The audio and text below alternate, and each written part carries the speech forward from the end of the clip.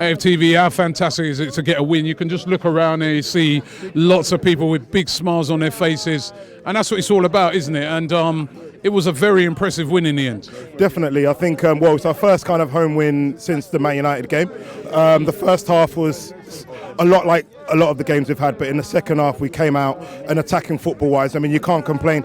I mean, there's not a lot of negatives that really for me to talk about. It's a number of positives. Aubameyang, we know what he does. He scores goals. He scores goals again today. Saka, I mean, I think a lot of fans will come on here and they're going to praise Saka, and it's very easy for us to get carried away with it. But this is a talent that's playing beautifully. You can hear the fans tonight. They're so happy, and that's what we want to see. And Pepe, Lacazette, goals. It was brilliant. I mean, Lacazette, you could tell how much it meant to him. He needed that. Pepe, that's the kind of performance you want to see, you know, like really kind of show a bit of initiative. I think he got 2 assists, I think. He scored a goal. You can't really complain from that. I mean, when we came away from Dubai last year, it all went pear-shaped. We started off well. That was as Arsenal a second half as you're going to get. It was brilliant. We've got Olympiacos in the next game. Let's see. It'll be a different test, but let's see how we stand up to that.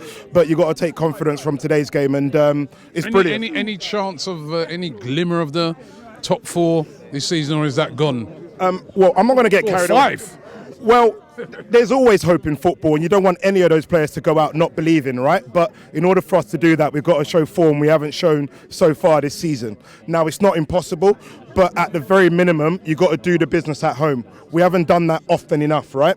So we've got Everton coming up. Obviously, we've got all the other games to play, Tottenham. So there's an opportunity in the games that we're playing, but for me, the team has got to show us something they can do, but they haven't shown this season. So you don't want to write it off, because I don't want to come to games just being sat on my bum being like, well, you know, let's wait for next season. I want the team to go for it.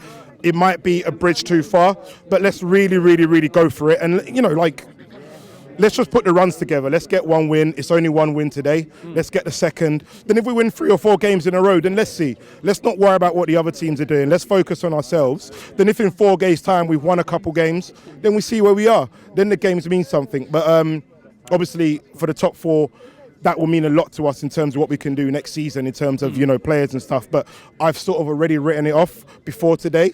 Today's victory doesn't change that perspective, but let's see what we can do, you know, post this kind of winter break. Arteta's got into the team for 2 weeks. This is one of the reasons why I would have rather he had come in the previous international break when Tottenham got rid of Pochettino, to give him this time with the team. Obviously, he's got that. Players are coming back from injury, so there's no reason why we shouldn't look to the second half of the season in an optimistic fashion. And I'm going to be optimistic until there's no reason to be. But just before I go, you can see all the fans around here. Shout out to all these fans. Big up to all of yourselves. And we go again. Thank you, man.